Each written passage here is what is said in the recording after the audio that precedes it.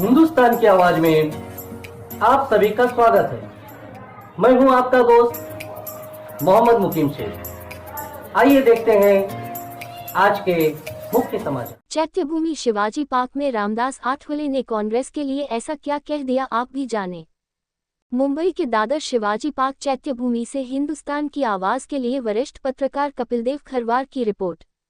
मुंबई। भारतीय संविधान के जनक कहे जाने वाले भारत रत्न डॉक्टर बाबा साहेब आम्बेडकर के 68वें महापरिनिर्वाण दिन के मौके पर आरपीआई आठवले के राष्ट्रीय अध्यक्ष और केंद्रीय सामाजिक न्याय व अधिकारिता राज्य मंत्री रामदास आठवले, सीमा आठवले और जीत आठवले ने चैत्यभूमि में उनकी प्रतिमा पर माल्यार्पण कर उनकी पावन स्मृति का अभिवादन के पश्चात शिवाजी पार्क में पार्टी की तरफ से आयोजित अभिवादन सभा को संबोधित किया।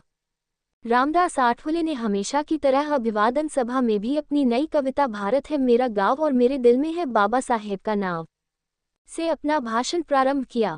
उन्होंने लगभग 1 घंटे के अपने भाषण में एकता पर काफी जोर डाला। मुंबई और महाराष्ट्र के अलावा देश के कोने कोने से आए आम्बेडकर के अनुयायियों से भावनात्मक अपील करते हुए कहा कि समाज का जो नेता समाज के साथ नहीं रहता है उसको किसी भी गांव में प्रवेश नहीं दिया जाए। यदि डॉक्टर बाबा साहेब 10 साल और हयात में रहते तो देश के प्रधानमंत्री पद बैठे होते।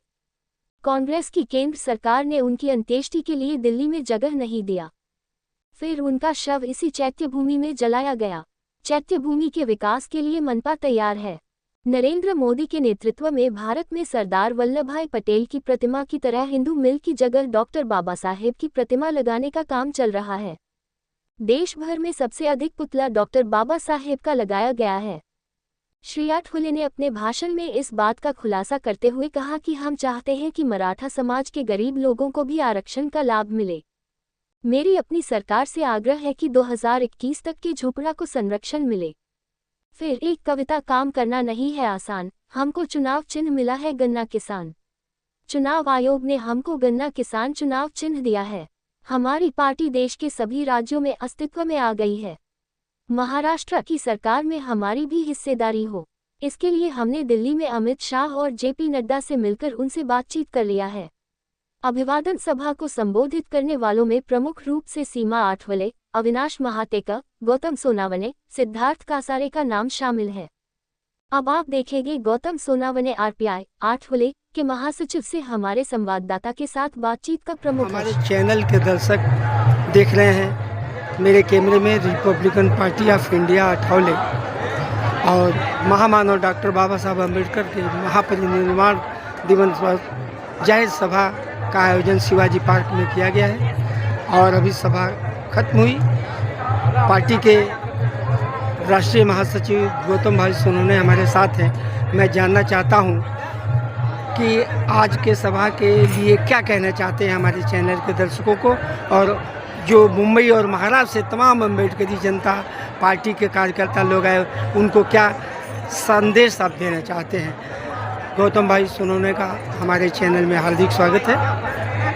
परम पूज्य डॉक्टर बाबा साहब अम्बेडकर का आज महापरिनिर्वाण दिन आज है, इसलिए ये चैत्यभूमि शिवाजी पार्क में दादर परिसर में लाखों बाबा साहब के अम्बेडकर बाबा साहब को मानने वाले लोग बाबा साहब को अभिवादन करने के लिए आए हुए हैं। चैत्यभूमि का अभिवादन करने के लिए आए हैं। आज के दिन बाबा साहब को अभिवादन करने के लिए रिपब्लिकन पार्टी ऑफ इंडिया के तरफ से रिपब्लिकन पार्टी ऑफ इंडिया के नेता केंद्रीय मंत्री रामदास आठवले साहब के अध्यक्षता में आज यहाँ शिवाजी पार्क मैदान में डॉक्टर बाबा साहब अम्बेडकर को अभिवादन करने के लिए एक जाहिर सभा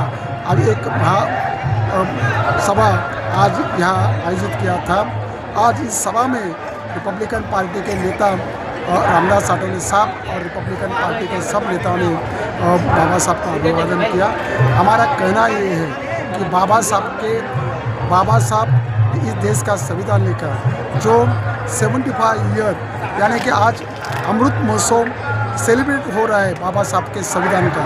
जब बाबा साहब के संविधान के ऊपर इस देश में सब जाति धर्म के जाति के प्रांतों को लोगों को न्याय मिला है और ये देश संगठित रहा है।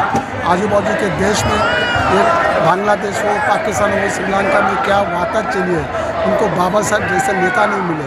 लेकिन आप हमें भारत देश को बाबा साहब जैसा नेता मिले, संविधान करते मिले, इसलिए आज देश अच्छी तरह से पूरे जग में, पूरे वर्ल्ड में आज अच्छी तरह से चमक रहा है। ये बाबा साहब का संविधान चलता है।